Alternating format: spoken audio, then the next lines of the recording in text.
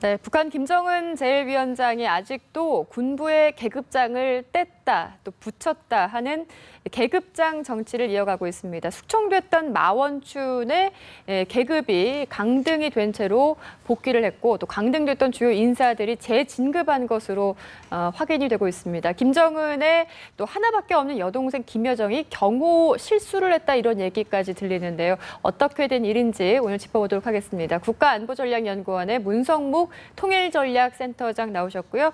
고려대 북한학과의 강승규 교수 두 분 나와 계십니다. 안녕하세요. 안녕하십니까. 네, 안녕하세요. 우선 센터장님 그 마원춘 그 북한 군부 동향부터 좀 짚어보려고 하는데요. 마원춘이라는 인물이 11개월 만에 공식 석상에 다시 나왔습니다. 사실 숙청됐다 이런 이야기들이 많이 들렸었는데 이 인물은 그 예전에 왜 마식령 스키장 건설할 때 좀 공이 있었던 인물이고 건축 브레인으로 통한다고 하더라고요. 마원춘의 부활 어떻게 보십니까? 예. 근데 이제 마원춘은 원래 군부에 속한 인물은 아니지요. 이제 우리가 북한의 그 계급 시스템을 우리가 이해할 필요가 있는데 북한은 군인들만 계급장을 다는 게 아니고 일반 당이라든지 또 뭐 경찰에 해당되는 인민보안부라든지 철도성이라든지 계급장을 많이 달고 있어요. 그럼 그 사람들은 군인이 아니거든요. 그래서 북한이 뭐 우리가 병영국가라고 얘기를 하고 또 이 선군 정치나 선군 그 노선을 지금 추구를 하고 있습니다만 아무튼 마원춘 같은 경우는 원래 군인은 아니지만 계급장을 붙이고 있었어요.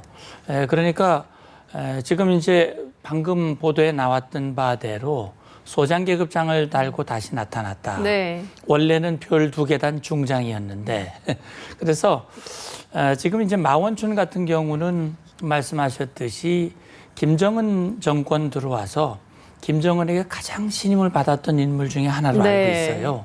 그러니까 장성택을 처형할 때 삼지연에서 뭐 삼지연 그룹 그렇게 해서 거기에도 포함됐던 인물이고 또 김정은이 본인의 집권 이후에 야심차게 추진했던 마식령 스키장을 비롯해서 평양의 중요한 건물들, 예. 시설들 이런 것들을 그 중심에 마원춘이가 있었고 그것 때문에 또 본인이 또 숙청되기도 했어요. 지금 보도된 바로는 순안공항의 건물을 우리 민족정기라든지 또는 이런 문화 전통에 부합되지 않게 이렇게 했다. 그래서 그런 것 때문에 철직이 되고 양강도로 나갔다가 11개월 만에 다시 부활했다고 그러는데 예. 그 뒤로 여러 보도가 있었죠.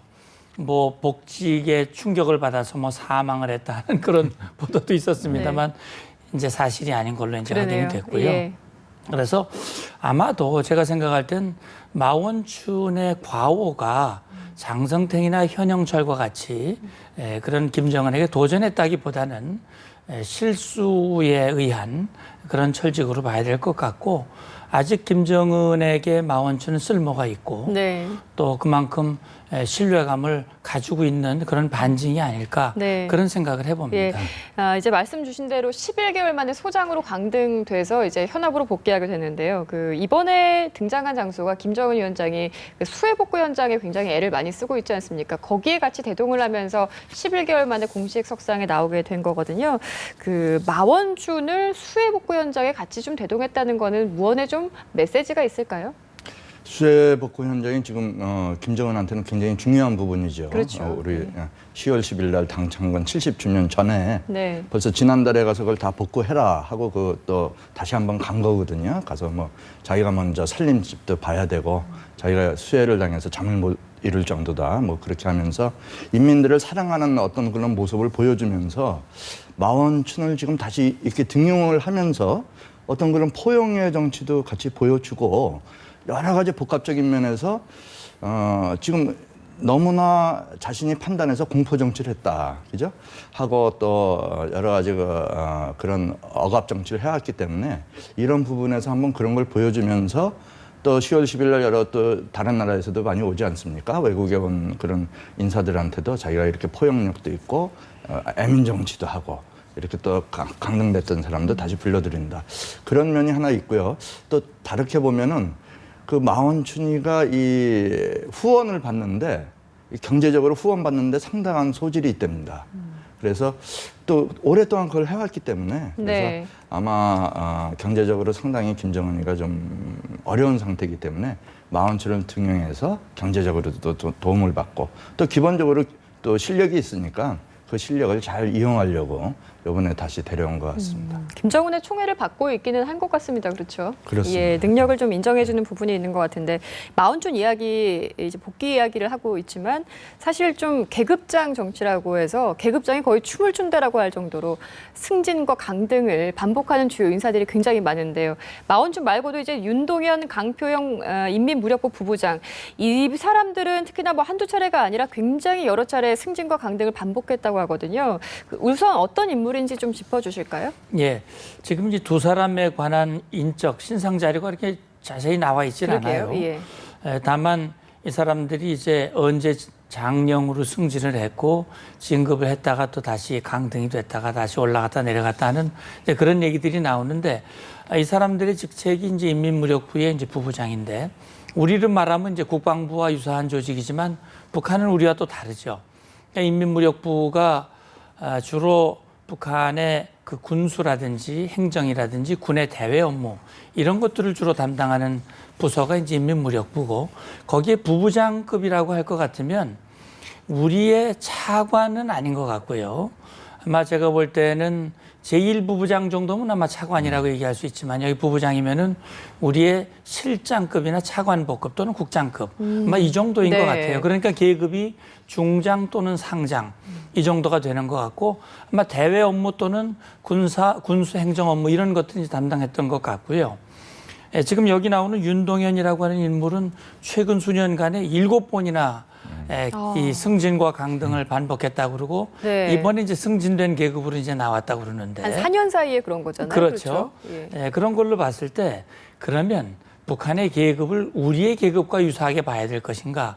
저도 뭐 준장으로 예편을 했습니다마는 우리 대한민국 국군에서 장군이 계급장을 때리고 그런 일은 있을 수가 없는 없죠. 일이거든요. 예. 그렇다면 북한의 계급장은 우리의 계급장과는 좀 다른 의미를 가지고 있다. 이렇게 볼 수 있는데 네. 북한은 계급이라고 하는 용어를 또 군사칭호라고 하기도 합니다. 그래서 군사칭호는 계급의 상하 관계를 나타내기도 하지만 최고 지도자 또는 당의 신뢰의 정도를 나타내기도 한다. 따라서 신뢰가 떨어지면 군사칭호도 바뀌고 신뢰가 높아지면 군사칭호가 높아지고 이렇게 달라지기 때문에 그래서 우리의 계급으로 보기는 어려운데 다만 그렇게 롤러코스터와 같이 여기 지금 용수철이라고 표현했습니다만 그렇게 계급장이 왔다 갔다 하는 것이 결국은 그만큼 충성을 이끌어내기 위한 수단으로 최대한 활용을 하고 또 그 사람에게 자기 반성을 하고 충성 경쟁을 하고 그렇게 해서 뭔가 분위기를 김정은 중심의 지휘 체제를 확고하게 하는데 최대한 활용하는 그런 방법이 아닌가 이런 생각이 듭니다. 네. 계급장 정치 이야기를 하고 있는데요. 그래도 이제 승진을 시켜줬다는 거는 어떻습니까? 그 사람의 어떤 능력은 최소한 인정을 해줄 수밖에 없는 상황이다. 이런 이 생각을 할 수가 있을 것 같은데 7번이거든요. 한 3년, 4년 정도가 되겠죠. 그 사이 7번 강등되면은 아까 용수철이라는 표현 해주셨는데 이제 그만큼 변화무쌍하다 이런 얘기인 것 같습니다. 이런 경우에는 글쎄 김정은 위원장이 뭐가 그렇게 마음에 안 들어서 이렇게 자꾸만 계급장을 뗐다 붙였다 하는 걸까요? 어떻게 보세요? 제가 보기에는 아버지, 네. 자신의 아버지 김정일은 1980년도서부터 이미 후계자로 지명을 받았어요. 또 1994년에 김일성이가 죽으면서 한 10여 년 동안, 근 한 20년 동안을 후계자 수업을 착실히 받은 거죠. 그래서 정권을 인수하고 나서 1994년부터 3년 동안은 유은 통치를 하고요. 1998년부터 시작을 했는데 네.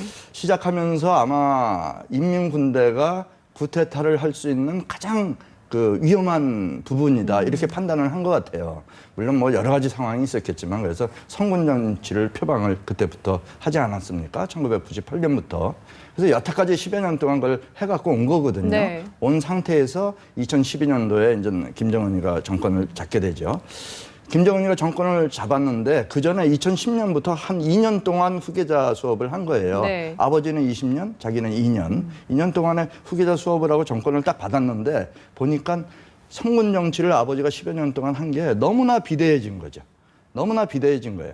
그 비대해진 것을 김정은이가 나이도 어리고 감당할 수가 없는 거죠.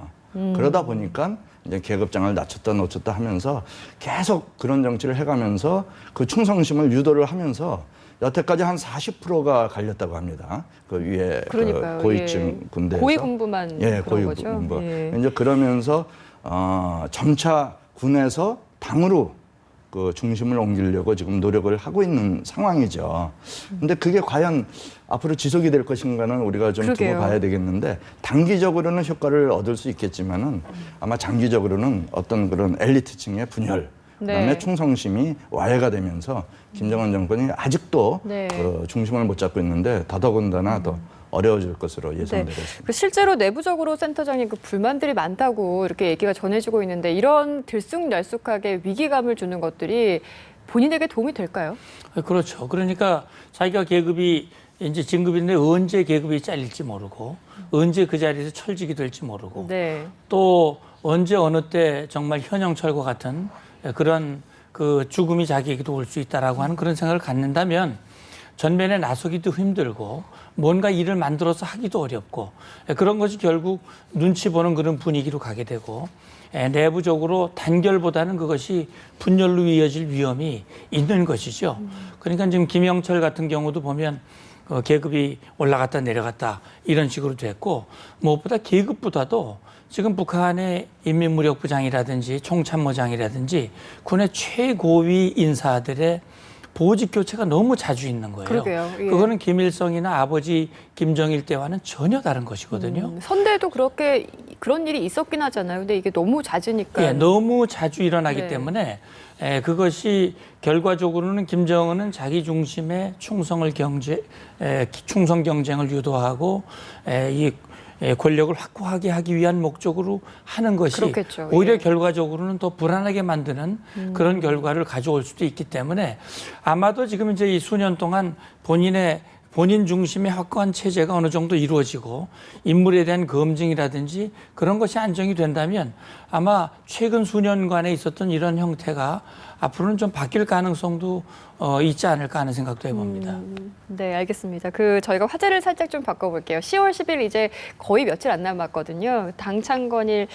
노동당 창건일 70주년을 맞은 10월 10일 북한이 아주 대대적으로 여러 가지 행사도 준비하고 자축 분위기를 이렇게 만들어가고 있는 상황인데 북한에서 당정군 간부들이 이날을 기념해서 김정은 위원장에게 어떤 축하문을 전달했다 이렇게 얘기가 들리거든요. 근데 원래 이렇게 김정은에게 간부들이 축하를 건네는 건가요? 이게 역으로 바뀌어야 되지 않나 그런 생각을 해보기도 했거든요. 우리식으로 생각하면 그런 좋은 날이면은 제일 위에 있는 그러게요. 최고 지도자가 인민들을 위해서 축하 메시지를 전달하고 예를 들어 지난번에 추석 때 보니까 우리 대통령도 그 추석 축하 메시지를 우리 그렇죠. 국민들에게 예. 아주 즐거운 명절이 되시기를 기원하는 그런 걸 했는데 이번에 우리 거꾸로 반대네요. 당정군의 인사들이 축하문을 보냈거든요. 네. 그게 말이 축하문이지 내용성은 충성을 맹세하는 내용입니다. 보니까 당정군이라고 하는 것은 노동당 중앙위원회, 중앙군사위원회, 국방위원회, 최고인민위원회 상임위, 네. 그다음에 내각, 군, 이 모든 조직들이 총동원을 해서 사실 이 김정은이 그 모든 조직의 가장 정점에 있지 않습니까? 그에게 충성을 맹세하고 김정은의 위대한 치적과 그의 위대성을 높이는 일종의 김정은의 우상화와 충성을 결의하는 그런 행사라고 볼 수 있어요. 그래서 아마 당 창건 70도를 기념을 해서 더욱더 김정은을 중심으로 모든 인민이 단결하자, 충성을 맹세하자 이런 것을 보여주는 그런 행사가 아닐까 생각을 합니다. 이번에 교수님 축하문 채택 모임 그 영상이 공개가 됐는데 이제 남자 군인들이 쭉 앉아 있는데 그 중에 눈길을 끈 것이 여성 장군이 영상에 딱 한 명 포착이 됐거든요. 그 견장에 별 하나가 있어서 소장인가 보다 이렇게 계급을 추정을 할 수가 있는데요. 여성 군인을 이게 공개한 게 거의 이례적인 일 아니겠습니까? 예, 이례적이죠. 예. 북한은 아마 여성 그 장군들이 몇 사람 있을 거예요. 네. 있고 1992년부터 여성 장군이 나왔고요. 또 뭐 비행기 조종사도 한번 또 여성 나왔죠. 장군이 예, 나왔고요. 맞습니다. 그래서 아마 몇 사람 있는데 이렇게 영상에 잡힌 거는 아마 아주 이례적인 것 같고요. 북한은 여군이 뭐 수만 명에서 아마 10여만 명 되지 않는가 저희들이 그렇게 추정을 하고 있거든요.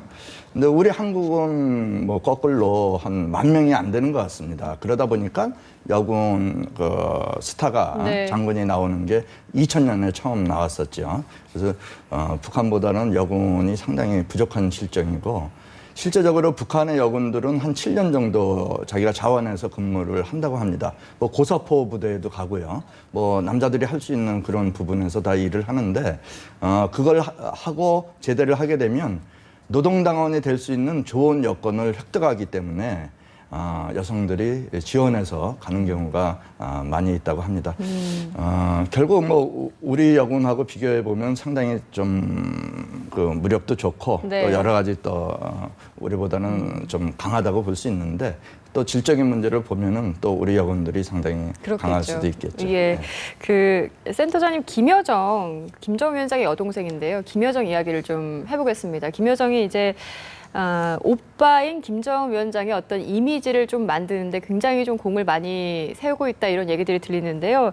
그 한참 이제 주민들과 좀 밀착돼 있는, 그러니까 소위 애민 지도자의 이미지를 좀 부각시키려고 노력을 하는 와중에 이번에 경호 사고를 냈다 이런 얘기가 들리거든요.